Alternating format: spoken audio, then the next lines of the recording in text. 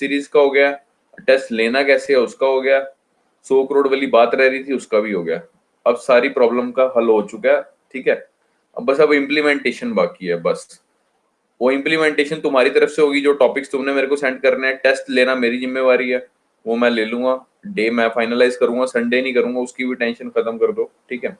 बीच में कभी भी हम लोग डिस्कस कर लेंगे, ठीक है। कोशिश करता हूँ मैं रात को आप लोगों की जो पॉलिटी की क्लास लगती है अपना रात को लगती है, आई थिंक कितने बजे लगती है, 8 बजे, पता नहीं 8:30 बजे, 8:30 बजे लगती है ना। 8:30 से कब तक लगती है? 9:30 10 बजे तक,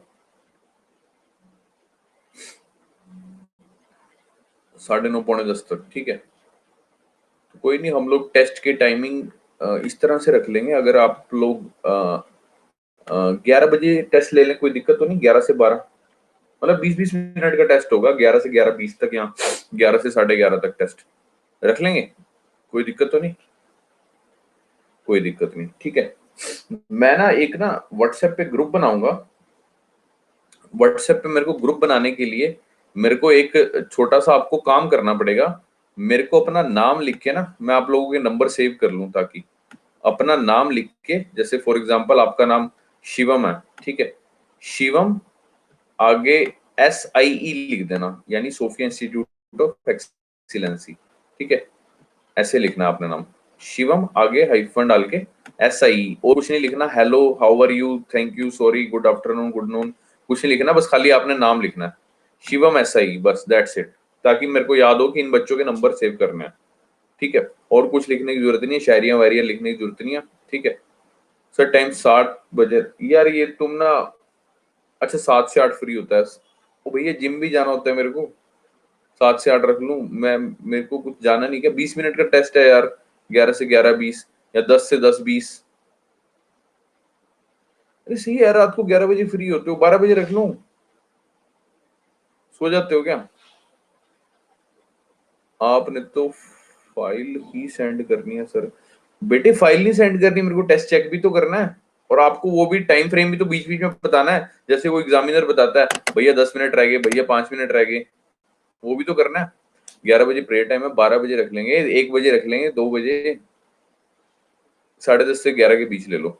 चलो डन, ये भी डन। बस जिम जिम इम्पोर्टेंट है भाई, तो 10:30 से 11 के बीच में ले लेंगे, ठीक है। चलो बस, अब तो होगी कोई प्रॉब्लम? अब तो नहीं है कोई? मैं आप लोगों से मशवरा लूंगा भाई। अब हाँ सर, आपको पर्सनली करना नेम? हम मेरे को ही करोगे भाई, और मेरी बीवी को करोगे? कैसी यार वाहियात सवाल है। मेरे को ही करोगे भाई, मेरे को ही। ग्रुप में नहीं करने, मेरे को करने हैं, ताकि मैं वो आपका नंबर सेव कर लूं आपके नाम से, ठीक है बच्चा लोग? समझ आ गया? और कोई सवाल रह गया कि क्लास शुरू करें? तो पहले बता देना सर। अरे बिल्कुल बिल्कुल, मैं 1 महीना पहले चिट्ठी डाल दूंगा आपको। और बताओ। अरे यार कैसे वाहियात बच्चे हो। कह तो दिया, टॉपिक पहले ही बताऊंगा, ऐसे थोड़ी कह दूंगा पेपर में आ रहा है कम्युनिज्म के बारे में बताओ, है ऐसे थोड़ी होगा, पहले बताऊंगा भाई, क्यों टेंशन ले रहे हो। चलो क्लास शुरू करते हैं। इंटरनेशनल रिलेशन, इंडिया श्रीलंका के बारे में। नहीं नहीं सरप्राइज नहीं यार, तुम सरप्राइज हो जाओगे, मैं नहीं चाहता तुम सरप्राइज हो। इंडिया और श्रीलंका के बारे में, इंडिया और श्रीलंका के बारे में पता है आपको सर? श्रीलंका कहाँ पे है? इंडिया के नीचे ये बैंगन जैसी शेप में बना हुआ है, ये श्रीलंका है सर, आपको पता होगा। नीचे ब्रिंजल जैसा, समोसे जैसा कह सकते हो आप, ठीक है।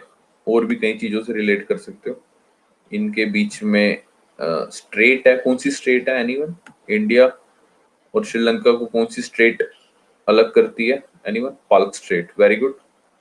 ओके, तो इंडिया और श्रीलंका के बारे में पढ़ते हैं। इंडिया और श्रीलंका के बारे में, इंडिया की श्रीलंका के साथ किस तरह के रिलेशन है, आपको पता होगा कि श्री राम जी हैं, वो क्या कहते हैं, लंका गए थे सीता जी को छुड़वाने के लिए, अगर आपको ध्यान हो तो। और इसके बीच में ही वो पुल बना था, आपको पता हो अगर आपने रामायण के बारे में थोड़ा सा पढ़ा हो, ठीक है। और यहाँ से सीता जी को राम सेतु बना था। वाह सर वाह, छा गए सर आप, छा गए। ओके, तो वी विल डिस्कस इट, ठीक है। तो बैकग्राउंड समझते हैं। अगर मैंने आपको जैसे पहले बताया था कि कोई भी आप कहानी सुनो, तो उसका अगर आपको थोड़ा सा बैकग्राउंड पता होगा ना, कोई भी लड़ाई हुई है, अगर उसका बैकग्राउंड पता चल जाएगा कि शुरुआत हुई कहाँ से थी, तो समझने में, कहानी समझने में आसानी हो जाती है। तो सबसे पहले हम पढ़ेंगे सर बैकग्राउंड। सर शुरुआत हुई थी सर एक लिट्टे नाम की ऑर्गेनाइजेशन, पता है सर? वो मूवी देखी होगी मद्रास कैफे, आपको राजीव गांधी के बारे में पता होगा। राजीव गांधी जी की असैसिनेशन हो गई थी, वो माला पहनाने लगी थी लड़की, नीचे झुकी एकदम से माला पहनाने के लिए नीचे, और इधर से उसने बटन दबा दिया, ह्यूमन बॉम्ब बनी थी। धनु नाम था उसका लड़की का, अगर ध्यान हो। मूवी देखी है मद्रास कैफे, जॉन इब्राहिम की? नहीं देखी। एनीवेज हम आपको बताते हैं कि एक लिट्टे नाम की ऑर्गेनाइजेशन थी जिसका फुल फॉर्म था Liberation tigers of Tamil Eelam. Okay, Liberation tigers of Tamil Eelam, this is the militant organisation of Sri Lanka. Okay, बीज बीज कहां से बोया गया? मतलब कोई भी ऑर्गेनाइजेशन, कोई भी टेररिस्ट बनता है, वो कहते हैं ना कि कोई भी उग्रवादी या कोई भी टेररिस्ट माँ की गोद से नहीं पैदा होता, तो वो कहाँ से पैदा होता है? उसको जो आसपास के सराउंडिंग होते हैं, जो आसपास का एनवायरनमेंट होता है, वो उसको इस तरह से बना देता है कि वो टेररिस्ट होने पे मजबूर बन जाता है। ठीक है, तो वहीं हम डिस्कस कर रहे हैं कि वो बीज जो था, वो टेररिज्म, ये ऑर्गेनाइजेशन बनी थी, लिट्टे नाम की ऑर्गेनाइजेशन बनी थी। इसकी शुरुआत हुई कैसे? दरअसल इसकी शुरुआत सर इस तरह से हुई, श्रीलंका में दो मेजर एथनिक ग्रुप्स थे, यानी दो भाषाएं बोलने वाले ग्रुप थे। एक थे सिन्हालीस, ठीक है, सिन्हाली भाषा बोलने वाले, ठीक है, और दूसरे थे तमिल भाषा बोलने वाले। इन दोनों के बीच में क्या था? इन दोनों के बीच में था कन्फ्लिक्ट। ठीक है, जो रेड रेड एरिया दिख रहा है आपको नॉर्थ में और ये इधर ईस्ट में, यहां सारे तमिल्स रहते थे, इंडियन तमिल, याद रखना।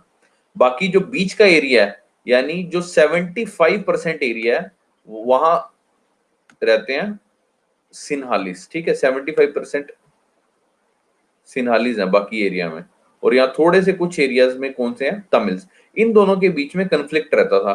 कन्फ्लिक्ट क्या रहता था? कन्फ्लिक्ट ये रहता था क्योंकि तमिल्स जो थे, तो तमिल भाषा बोलने वाले लोग थे, they attend the English school, वो अंग्रेजी भाषा, अंग्रेजी स्कूल में पढ़ते थे, तो अंग्रेजी भाषा आती थी, और अंग्रेजी भाषा आती है तो उसका मतलब passport to the higher education. याद रखना कि अगर आपको इंग्लिश बहुत जबरदस्त आती है ना, कहते हैं कि ना आज के टाइम पे अगर आप नौकरी में, आपको कुछ भी नहीं पता ना, सपोज करो अगर आप इंजीनियर हो, अगर आपको इंग्लिश बढ़िया बोलनी आती है ना, स्पेशली यार ये जो सी एमएनसी होती है ना, जिसमें तोता परी लड़कियां बैठी होती हैं, भाई साहब 50-50 हजार रुपए का पैकेज होता है उनका महीने का, 50-50 हजार रुपए मंथली मिलते हैं उनको, वो सिर्फ इंग्लिश ही बोलती हैं।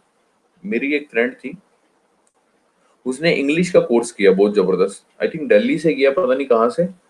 तो भाई साहब आज के टाइम में वो 90,000 पर मंथ ले रही है।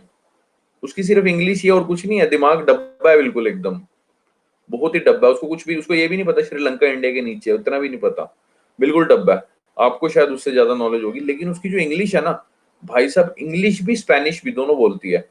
और बाकी दूसरी इंपॉर्टेंट चीज, वो लड़की है, इसलिए उसकी 90,000 तनख्वाह है। तो तोता परी लड़कियां इंग्लिश बोलती है, तो सामने वाला वैसे ही सोचता है, अरे भाई साहब इसको तो बड़ी जबरदस्त नॉलेज है।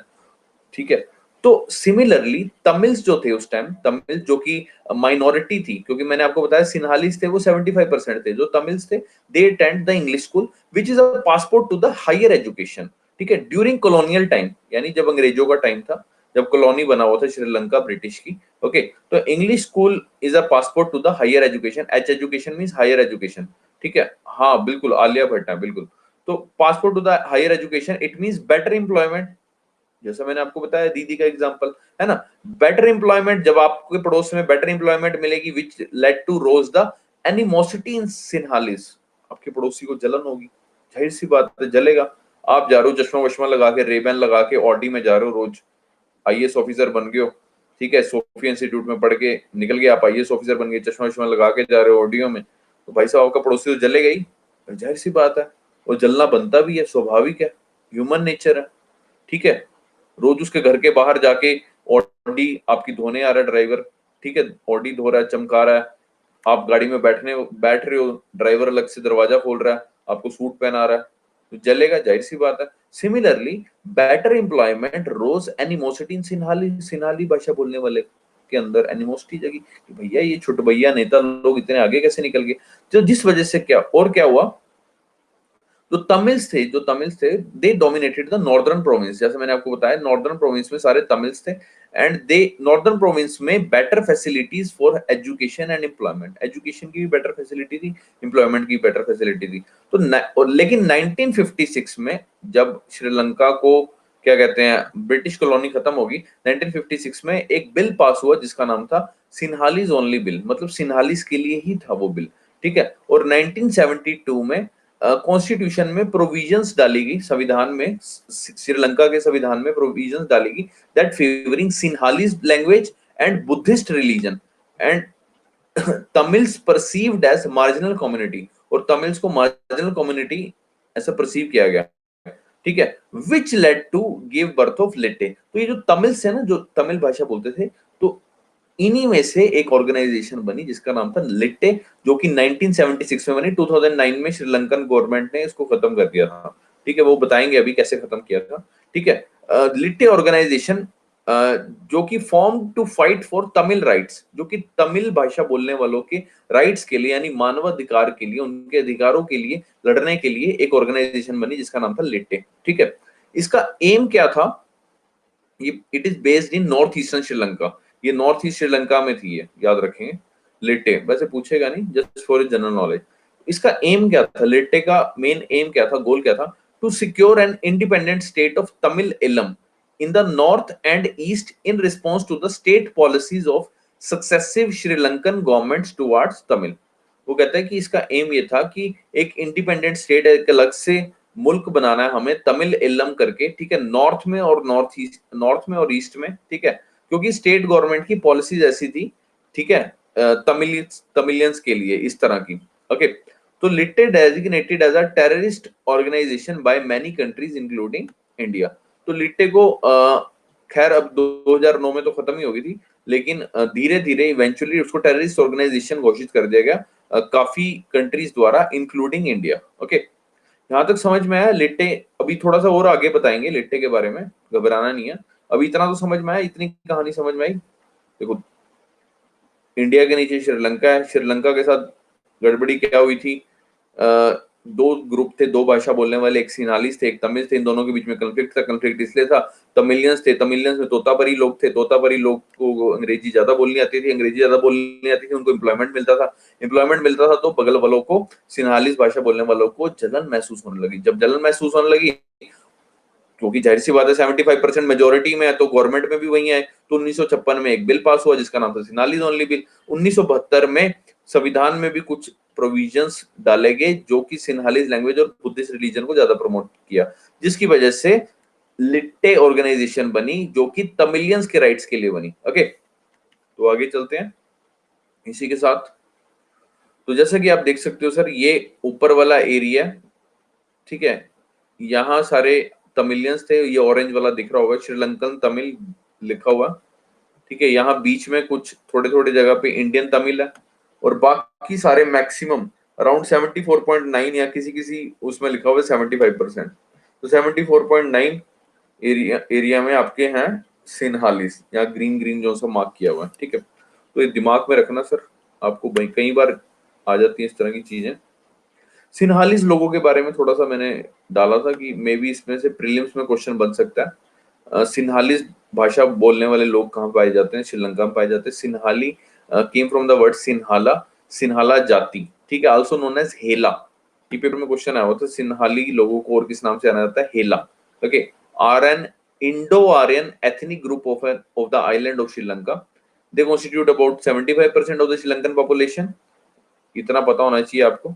The Sinhalese identity is based on the language, जैसे मैंने आपको बताया था, भाषा के आधार पर, कल्चरल हेरिटेज और नेशनैलिटी, ठीक है। The Sinhalese people speak Sinhala, an insular of Indian Indo-Aryan language and predominantly Theravada Buddhist, ठीक है। बुद्धिस्ट की आपको पता होंगे कई सारे होते हैं, तो उसमें से it is one of them.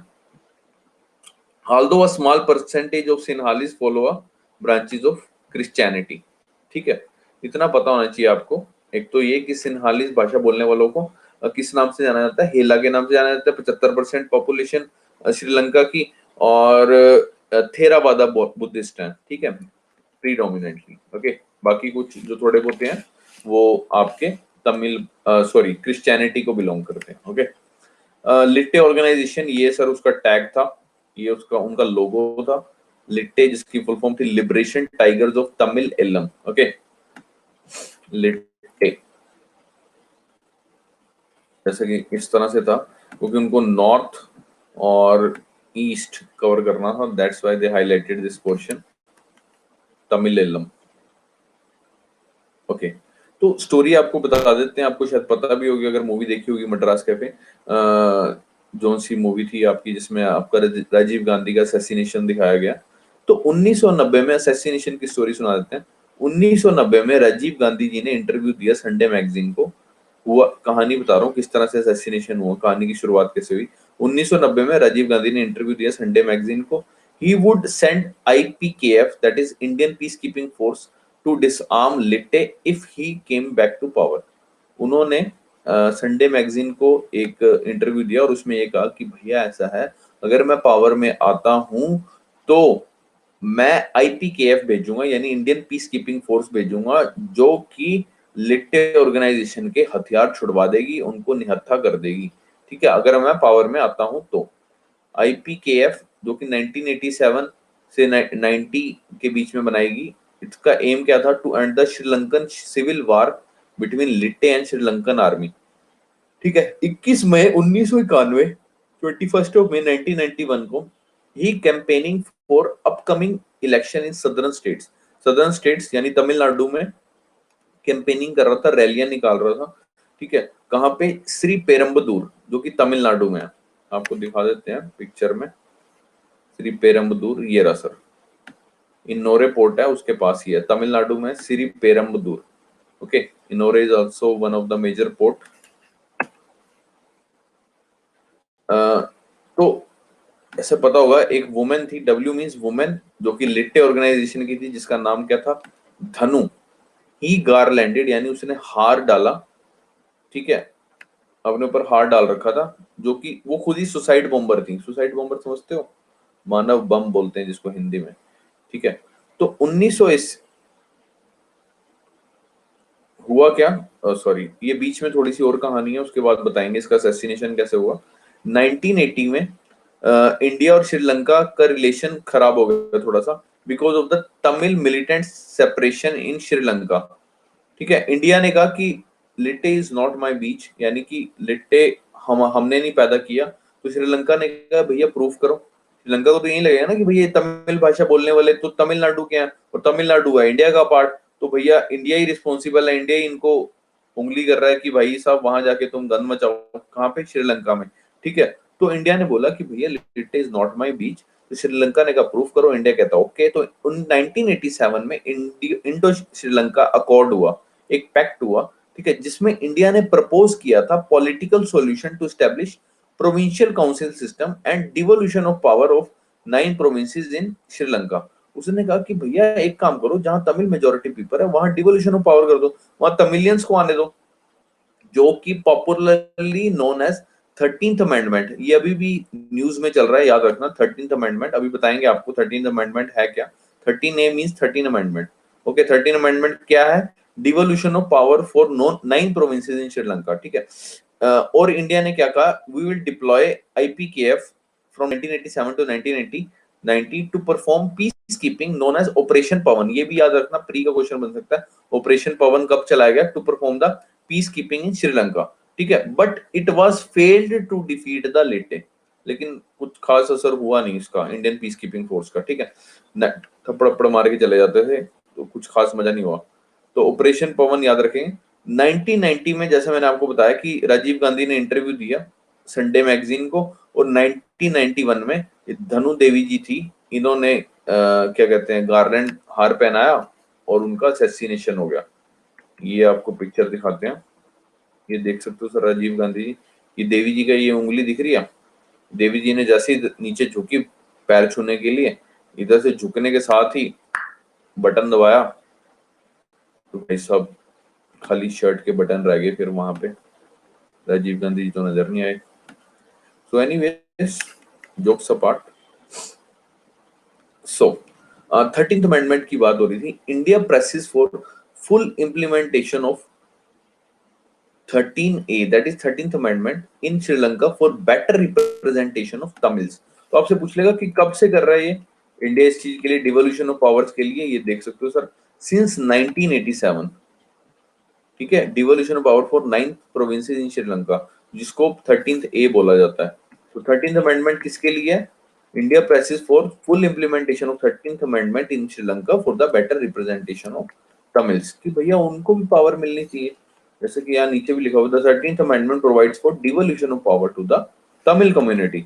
Okay, क्योंकि तमिल की वजह से ही, तमिलियन पॉपुलेशन की वजह से ही मतलब वो लिटे ऑर्गेनाइजेशन का जन्म हुआ।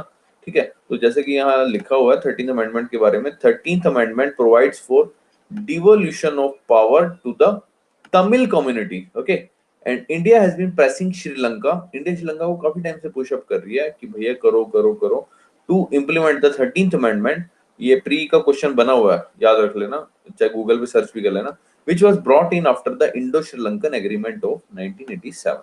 However, the Sinhala Nationalist Party, जो कि वहाँ की नेशनलिस्ट पार्टी है, and the erstwhile Litte vehemently opposed it. ठीक है, ये अपोज कर रहे थे कि नहीं यार ये नहीं करना हमने। Okay, India has once again pressed for the, अभी ये रिसेंट की न्यूज है 2021 की, इंडिया ने दोबारा से प्रेशराइज किया गवर्नमेंट को for the devolution of power to the provinces under the 13th amendment, which is popularly known as 13A of the Sri Lankan constitution, and the system of provincial council as a meaningful step towards better representation of the island's Tamil minority. याद रखेंगे sir, 13th समझ आ गया? Representation के लिए basically devolution of power, कि भैया आपने सारी पावर सिन्हालिस को दी हुई है, एक काम करते हैं डिवोल्यूशन ऑफ पावर करते हैं, जो 9 प्रोविंसेस हैं उसकी पावर आप तमिल माइनॉरिटी को देते हैं, ताकि उनका भी राइट हो, उनका भी से हो। ओके, विधानसभा में, लोकसभा में, उनकी जो वहां की है, उनकी पार्लियामेंट में, उनका भी उनके भी जज्बात रखने का, उनके भी अधिकार रखने का एक होना चाहिए, जरिया होना चाहिए। ओके, ये समझ में आया? तो आगे चलते हैं।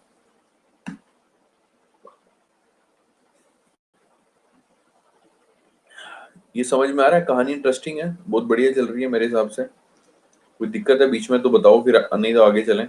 आगे चलें।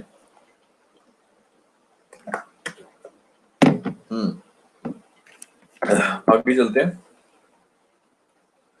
तो 2009 में, जैसे कि मैंने आपको बताया कि लिटे ऑर्गेनाइजेशन खत्म हो गई थी, तो Sri Lanka government seize the last area which was controlled by लिटे।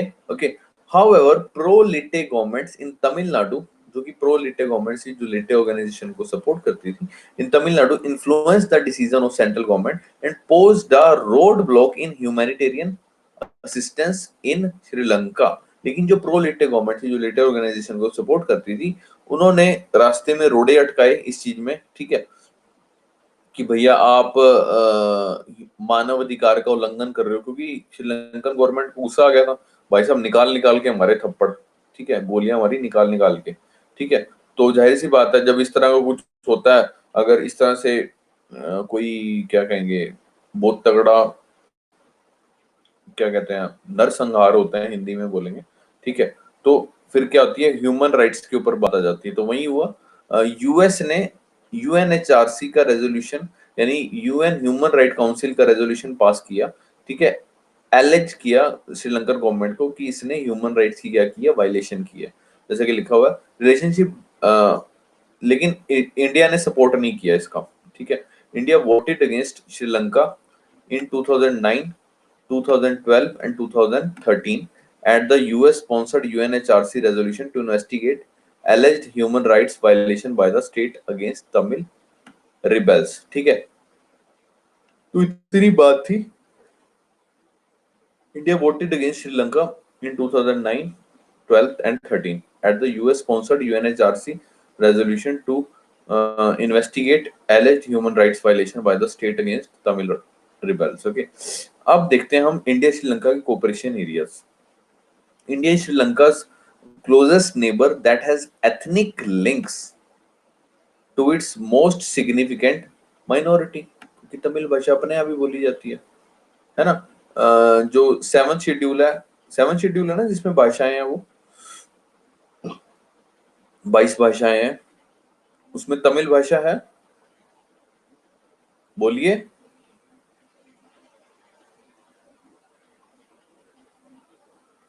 बिल्कुल सही जवाब। एट शेड्यूल है। हाँ, सेवन तो वो state list, concurrent list, central list वाला है क्या?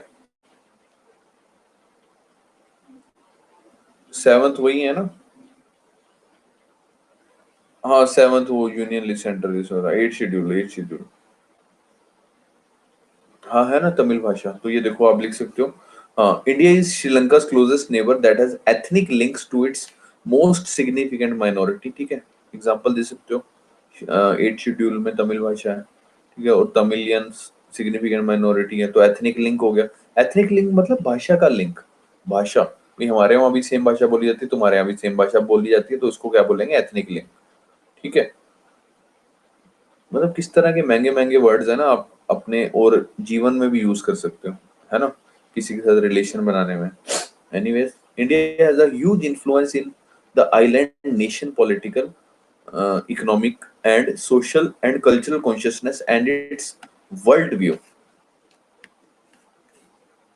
कुछ खास बात नहीं है। कल्चरल रिलेशन के बारे में पढ़ेंगे। People of Indian origins comprise Sindhis, Gujaratis, Parsis, Malayalis, and Telugu speaking person who have settled down in Sri Lanka are engaged in various business ventures. Okay, भाई साहब ये पारसी बड़े तेज होते हैं, बिजनेसमैन होते हैं पक्के। Though their numbers are around 10,000 approx, are much lesser as compared to Indian origin Tamils. They are economically prosperous and are well settled. लेकिन इकोनॉमिकली प्रॉस्पेरस है वो और वेल सेटल्ड है। और आपको तो पता ही है कि जो पैसे में ताकत है वो किसी में ताकत नहीं है। ठीक है, the cultural cooperation agreement signed between both countries. The Indian culture centre जो कि कोलंबो में, जो कि श्रीलंका में, actively promotes the awareness of Indian culture by offering classes in Indian music, dance, Hindi, Hindi भाषा और योगा। ठीक है, तो याद रहिएगा। बुद्धिज्म 70% बुद्धिस्ट भाई साहब श्रीलंका में। Connecting link between India and Sri Lanka on religious lines. ठीक है ना, यानी धर्म के आधार पर भी हमारा एक लिंक है। 70% बुद्धिस्ट रहते हैं और बुद्धिज्म इंडिया से ही हुआ था। अच्छा, और कौन कौन से लिंक है? हमारे एजुकेशन लिंक है sir. Education is another important area of cooperation between India and Sri Lanka. India offer scholarship slots annually to the deserving Sri Lankan student. मतलब जो श्रीलंका के स्टूडेंट्स हैं जो कि बड़े ही होनहार हैं, उनको स्कॉलरशिप देती है भारत सरकार श्रीलंका के स्टूडेंट्स को। ओके, नेक्स्ट चीज है tourism. Tourism, India forms an important link between India and Sri Lanka. India is the largest source of market for Sri Lankan tourism. ध्यान रहेगा। ट्रेड रिलेशन सर, चीजें आदान प्रदान कर रहे हैं। Sri Lanka has India second largest trading partner in SAARC. SAARC के बारे में पता है आपको? South Asian association of regional cooperation, यही है ना सारक? हाँ, ठीक है, इसके बारे में पढ़ लेना। इंडिया इंडिया का सेकंड लार्जेस्ट ट्रेडिंग पार्टनर है सारक में श्रीलंका, ये ध्यान रखें। 1998 में India Sri Lanka sign FTA, that's free trade agreement, which facilitated increased trade relation between two countries. ठीक है, and Sri Lanka has long been a priority destination for direct investment from India, and India is among the top 4 investor in Sri Lanka. मतलब कि India Sri Lanka की priority destination बनी हुई है और India top most 4 investor में से एक है श्रीलंका के। ओके, ध्यान रखेंगे। 2014 में सिविल न्यूक्लियर कोऑपरेशन एग्रीमेंट भी हुआ था इंडिया श्रीलंका के बीच में, और श्रीलंका का पहला न्यूक्लियर पार्टनरशिप एग्रीमेंट है किसी भी देश के साथ, याद रखेंगे, जो कि 2014 में हुआ था। Civil nuclear cooperation agreement. Civil nuclear cooperation agreement तो समझते हो, न्यूक्लियर होता है ना यार, न्यूक्लियर से क्या बनती है? मिसाइलें बनती हैं, बिजली भी बनती है, ध्यान रखना। ठीक है, तो सिविल न्यूक्लियर कोऑपरेशन एग्रीमेंट का मतलब यानी सिविलियंस के लिए न्यूक्लियर यूज हो रहा है। ठीक है, सिविलियंस के लिए क्या यूज होगा? जैसे कि बिजली बनाने के काम यूज हो जाएगा। ठीक है, तो सिविल न्यूक्लियर कोऑपरेशन एग्रीमेंट हुआ बिटवीन इंडिया श्रीलंका, और श्रीलंका का ये पहला न्यूक्लियर पार्टनरशिप है किसी भी देश के साथ, ध्यान रखेंगे। उसके बाद दिक्कत आती है इश्यूज की, कि इंडिया श्रीलंका के बीच में दिक्कतें है कहाँ पे? सबसे मेन दिक्कत है sir fisherman problem. Fisherman problem के बारे में आपने सुना होगा कि हमारे यहाँ के मछुआरे वहां चले जाते हैं, उनके वहां के मछुआरे हमारे यहाँ आ जाते हैं, तो इन दोनों के बीच में लड़ाई होती है। वो लड़ाई कैसे होती है उसको विस्तार पूर्वक बताएंगे। आप अभी तक बताओ इसमें कोई दिक्कत है तो।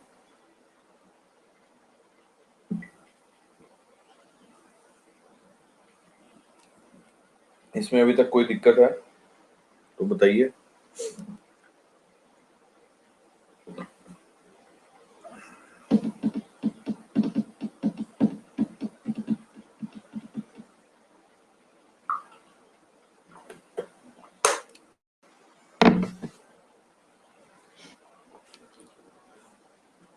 2009 सर प्लीज रिपीट। ये 2009 में श्रीलंका ने, मतलब जहां पे वो लिट्टे ऑर्गेनाइजेशन के वो थे ना।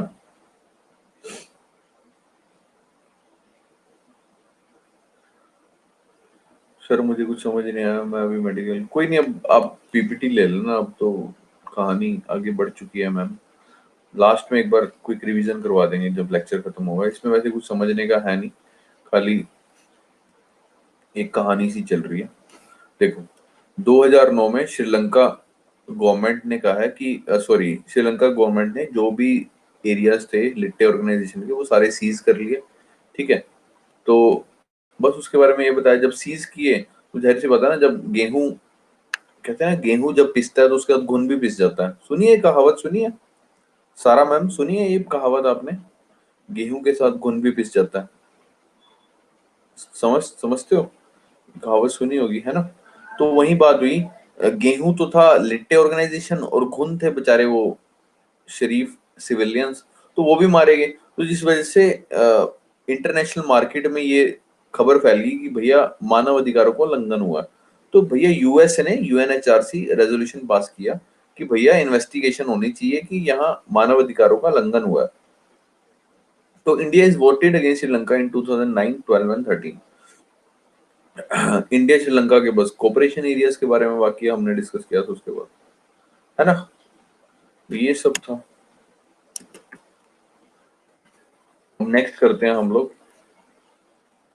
Fisherman problem. दिक्कतें कहाँ हैं, सबसे पहले ये फिशरमैन प्रॉब्लम, जैसे मैंने बताया, there is a fishing disputes which have been a constant area, मतलब लगातार काफी टाइम से ये एरिया रहा है of concern between two South Asian neighbours for a long time, काफी लंबे समय से।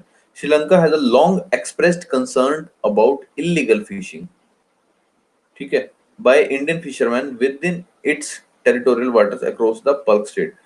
श्रीलंका वाले कहते हैं कि भैया जो तुम्हारे इंडियंस है ना, ये तमिलनाडु वाले, ये पल्क स्टेट से भी इधर आ जाते हैं, हमारे यहाँ आके मच्छियां पकड़ रहे हैं और वहां बेच रहे हैं।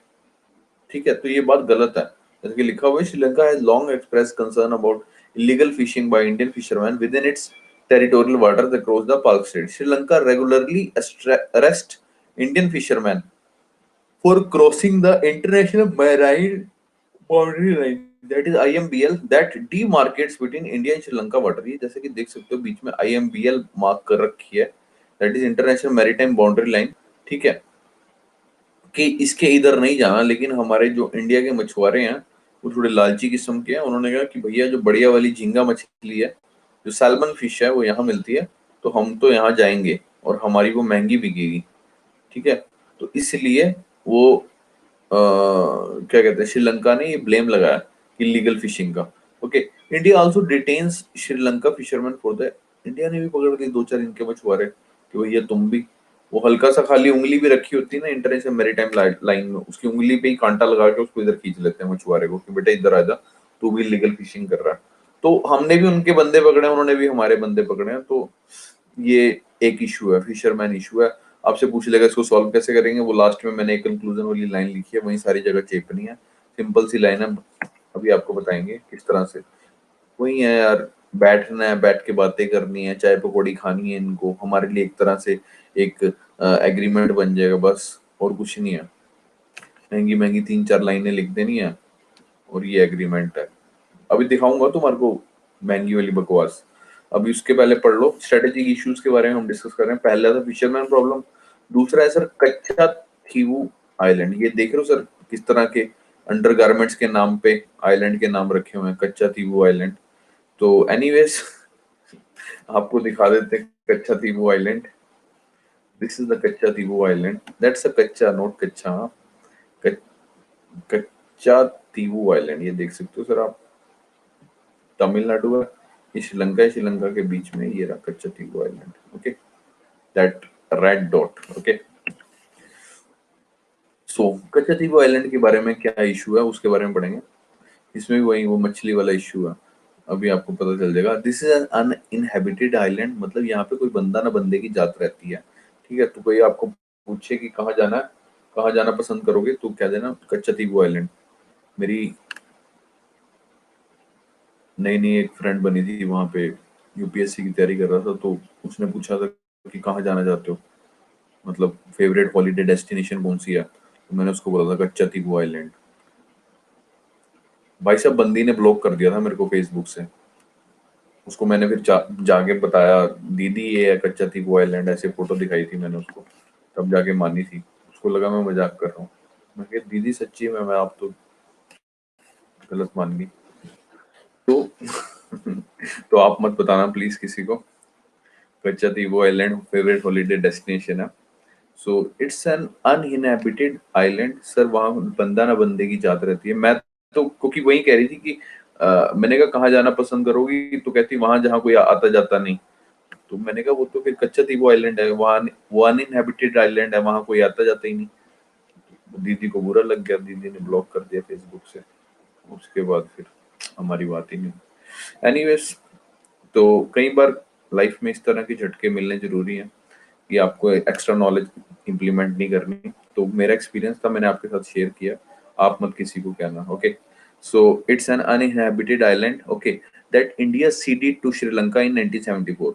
इंडिया ने भी श्रीलंका को दे दिया था, ठीक है, कि भैया तुम रखो बीक में हमारी तरफ से। ठीक है, कब दिया था, 1974 में। ठीक है, based on a conditional agreement card कच्चा तीवू आइलैंड पैक्ट, एक पैक्ट बनाया, उसका पैक्ट का नाम था कच्चा तीवू आइलैंड पैक्ट। ठीक है, लेटर ऑन श्रीलंका डिक्लेयर, बाद में श्रीलंका ने भी डिक्लेयर कर दिया कि भैया ये कच्चा तीवू एक सेक्रेड लैंड है, मतलब एक धार्मिक स्थान है, given the presence of a Catholic shrine, एक यहाँ पे चर्च वगैरह बनाया जाएगा, कैथोलिक श्राइन बनाया जाएगा। Okay, the central government recognises that Sri Lanka sovereignty over the island as per the 1974 accord. Central government, जो हमारे देश की सेंट्रल गवर्नमेंट है, उसने रिकॉग्नाइज किया था कि श्रीलंका का अधिकार है अब इस आइलैंड के ऊपर। लेकिन तमिलनाडु क्लेम, तमिलनाडु जो हमारी सदर्न स्टेट है, उसने क्लेम किया कि भैया जो कच्चा तीवू है that false under the Indian territory, वो तो भैया इंडियन टेरिटरी के अंदर आता है, आपने दे कैसे दिया, आपकी हिम्मत कैसे हुई। तो इंडियन ने कहा कि भैया हमारा कच्चा तीवू आइलैंड पैक्ट नाम का सौदा हुआ था 1974 में, हमने दे दिया, हमें नहीं पता था आपके सेंटीमेंट्स हर्ट हो जाएंगे। लेकिन Tamil Nadu claim that Katchatheevu falls under the Indian territory and Tamil fisherman have traditionally believed, Tamil के जो फिशरमैन थे, जो मछुआरे थे बेचारे, दे हैव ट्रेडिशनली बिलीव्ड, वो पुराने टाइम से ये मानते थे that it belongs to them, भैया ये तो कच्चा द्वीप तो हमारा आइलैंड है। ठीक है, therefore want to preserve the right to fish there, तो जब आइलैंड हमारा है तो वहां की मच्छी के ऊपर भी हमारा हक है, जाहिर सी बात है सर। देख रहे हो सर, समझ आया कहानी, समझ कच्चा द्वीप का क्या रोला। मेरे वाला रोला नहीं, ये इसका इनके वाला रोला कह रहा हूँ, तमिलियंस वाला रोला, इनका समझ आएगा ना क्या रोला। अरे यार इसकी एक मिनट बैटरी डाउन होने वाली है लैपटॉप की, एक सेकंड रुको, चार्जिंग पे लगा दूं, एक सेकंड।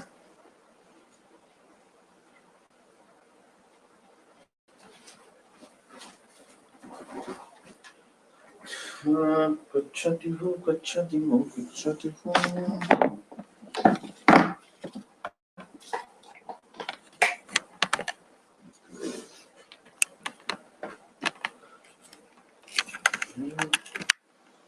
आओ सखी चार्जिंग पे लगाएं। चलो चार्जिंग पे लग चुका है, तो ये समझ आया।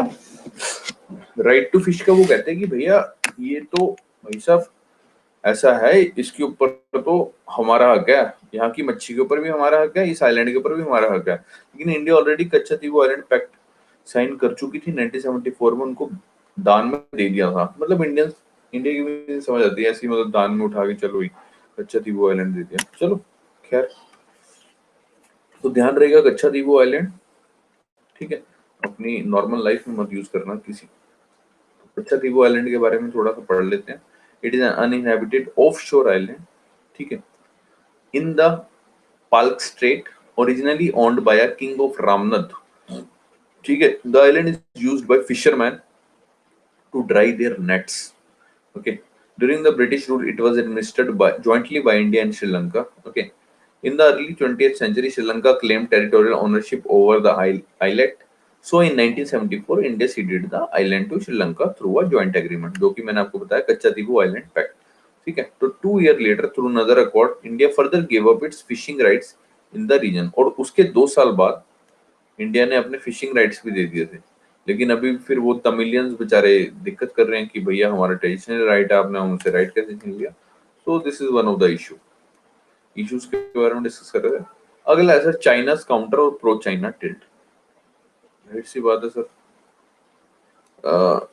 ऐसा होता होगा, आप लोगों में भी होता होगा कि ये आप हो सर, ये आपकी देवी जी हैं और ये आपके देवी जी का दोस्त है. देवी जी का आपसे कम और अपने दोस्त के साथ ज्यादा लगाव होता है. बेस्ट फ्रेंड जिसको बोलते हैं हम लोग. पता नहीं ये कहाँ से बन जाते हैं, हम तो आज तक नहीं बने. तो जिस वजह से देवी जी और आपके बीच में, आपके रिश्तों के बीच में दरार आ जाती है. तो सिमिलरली ये तो है सर इंडिया, ये है सर देवी जी हैं श्रीलंका, और ये जो बेस्ट फ्रेंड है ये कौन है? चाइना. ठीक है. तो इसको बोलेंगे प्रो चाइना टिल्ट या प्रो बेस्ट फ्रेंड टिल्ट. ठीक है.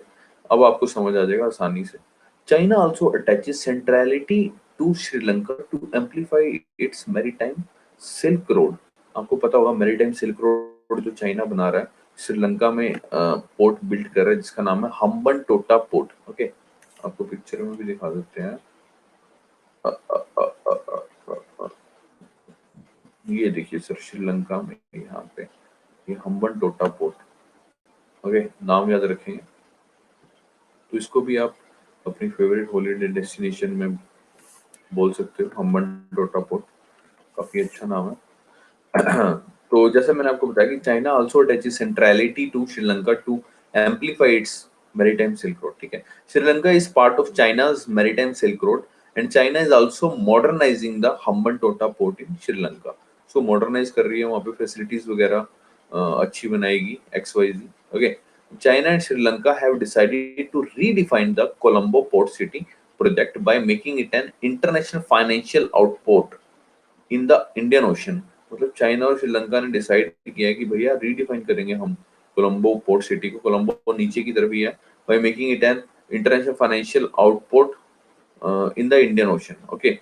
Now how to counter this.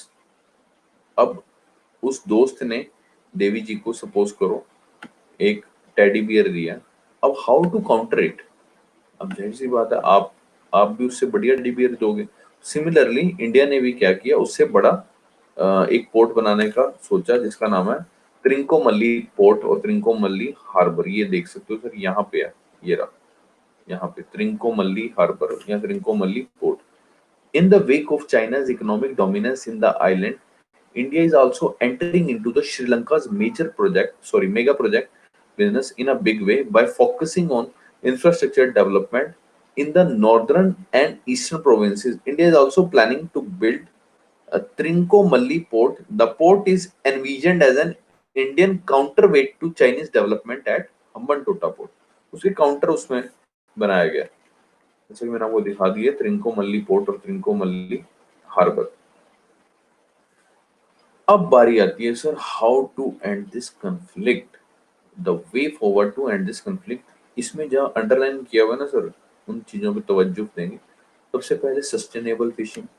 मतलब कुछ आंसर है नहीं कुछ इसका, बस लिखने में बढ़िया लग रहा है. Sustainable fishing and alternate livelihood. यहाँ तो सस्टेनेबल फिशिंग करो कि भी सबका साथ सबका विकास, या अल्टरनेट लाइवलीहुड. यहाँ जो वो मछुआरे हैं जो दिक्कत कर रहे हैं, जो उंगलीबाजी कर रहे हैं, उनके लिए दूसरा कोई लाइवलीहुड. उनको को कि भाई तुम कुछ और का, तुम मुर्गे पकड़ने शुरू कर दो, मछलियां पकड़ना अनिवार्य नहीं है, तुम मुर्गे पकड़ना शुरू करो. यानी अल्टरनेट लाइवलीहुड उनको बताएंगे. ठीक है. There is a glaring need for institutionalisation of fishing in Indian waters by the government of India. वो कहते हैं कि एक इंस्टीट्यूशनलाइजेशन करनी चाहिए fishing in Indian water by the government of India so that alternative means of livelihood are provided. वहीं ऊपर वाली सेम लाइन उसको एक्सपेंड कर दिया महंगे तरीके से. Glaring need for institutionalization of fishing in the Indian waters by the government of India so that alternative means of livelihood are provided. Okay, government will have to mark up a comprehensive plan to reduce the dependence of Indian fishermen on catch from bulk break. तो government को एक comprehensive plan बनाना पड़ेगा. सिर्फ मैंने कहा ना जिस पे हाईलाइट किया होगा उन वर्ड्स पे तवज्जो करो, आगे पीछे की तो लाइनें अपने आप ऐड कर लोगे. कॉम्प्रिहेंसिव प्लान बनाना है to reduce the dependence of Indian fisherman on catch from Palk bay. Next is India shares a common cultural and security space with the countries in the South Asian region. India share करता है cultural और security space with the countries in the South Asian region, specially Sri Lanka as a prominent Asian nation with critical national interest in South Asia. India has a special responsibility to ensure peace and stability in its close neighborhood. क्योंकि बहुत ही हमारा पड़ोसी मुल्क है, तो इसके ऊपर हमने ध्यान देना है कि यहाँ की शांति और यहाँ की स्टेबिलिटी बनी रहे. तो इस तरह के जो छोटे मोटे झगड़े हैं, मच्छियां वच्छियां पकड़ने वाले कच्छातीगो आइलैंड पे जो बकैती कर रहे हैं, तो वो ये सब ना हो.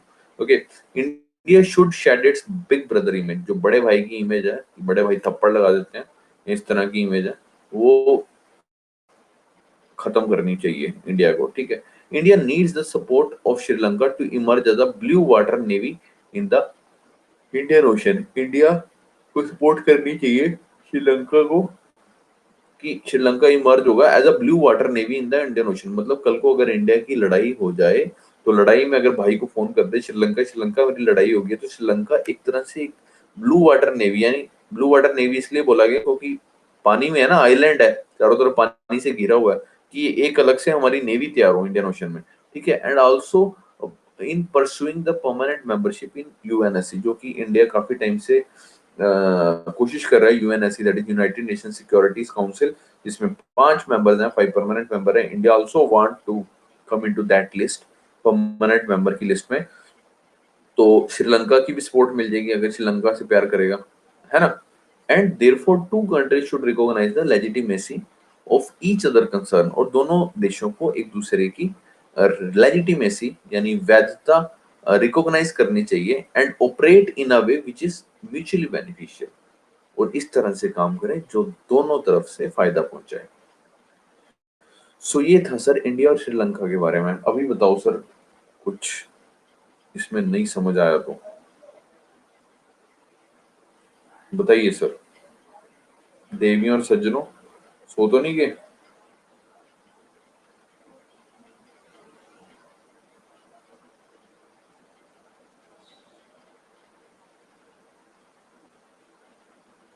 China following string of pearls, या एंड इंडिया चाइना को काउंटर करने के लिए double fish hook strategy use कर रहा है. ये बता रहे हो या पूछ रहे हो? सागरमाला प्रोजेक्ट यूज कर रहे हैं, सागरमाला प्रोजेक्ट इंडिया, तो बता रहे हो सागरमाला प्रोजेक्ट, सागरमाला.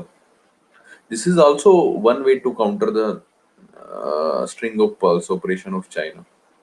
ओके, एक सागरमाला प्रोजेक्ट भी सुना होगा अगर आपने.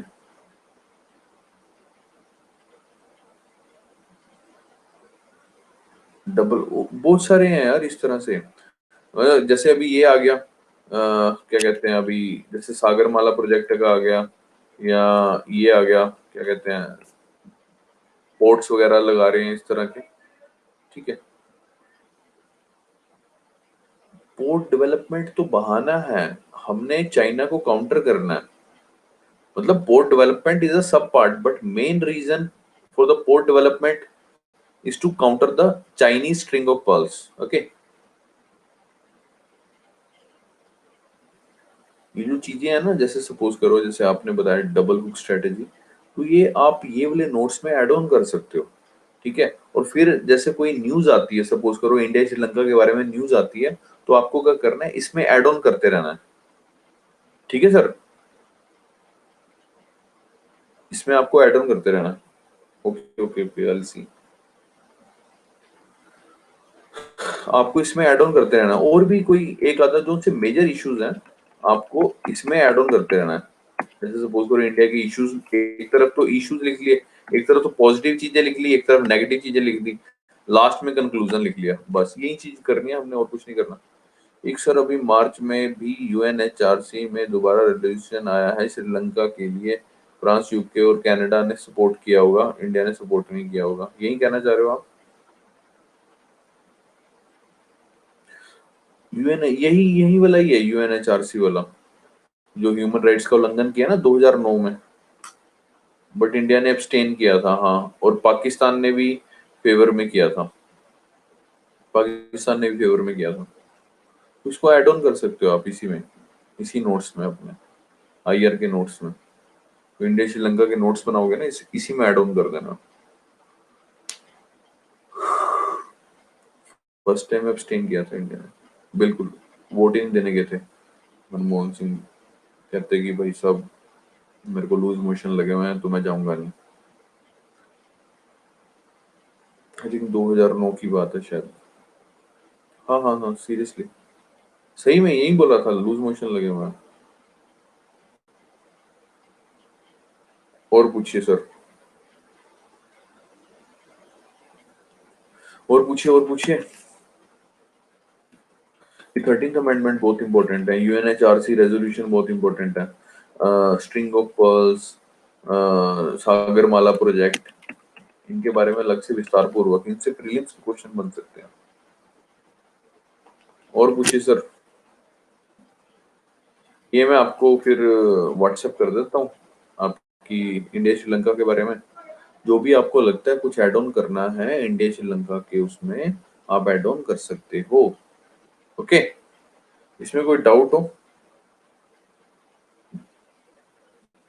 हाँ जी सर, कोई डाउट हो सर, पूछिए।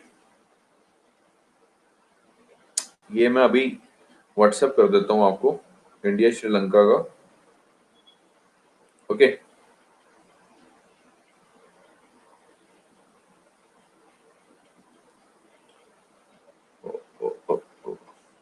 ठीक है।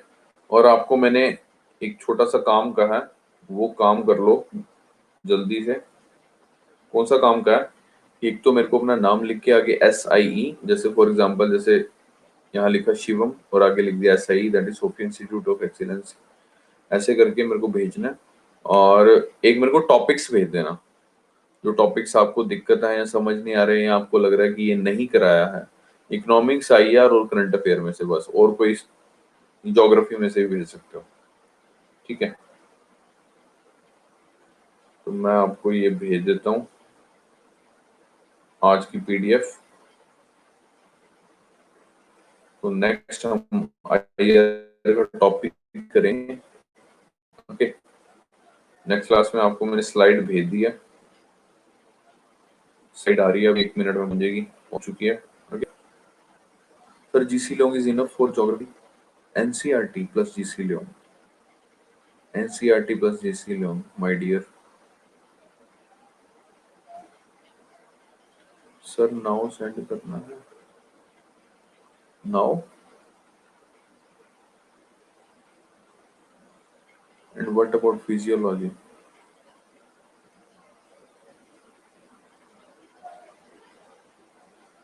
वो NCERT में से पढ़ो ना भाई, फिजिकल ज्योग्राफी, फिजियोलॉजी और फिजिकल ज्योग्राफी, यार उससे पढ़ो ना। और अभी बताया मैंने आपको। और हाँ सच, आप आगे हो तो आपसे पूछ ही लूं, आप उस दिन कह रहे थे यार टॉपिक्स नहीं हुए, मैंने टॉपिक सेंड किए हैं इकोनॉमिक्स के और इसके ज्योग्राफी के, तो देखें आपने? वो सब करवा चुका हूं मैं ऑलरेडी, आप उस दिन कह रहे थे कि नहीं करवाए हैं।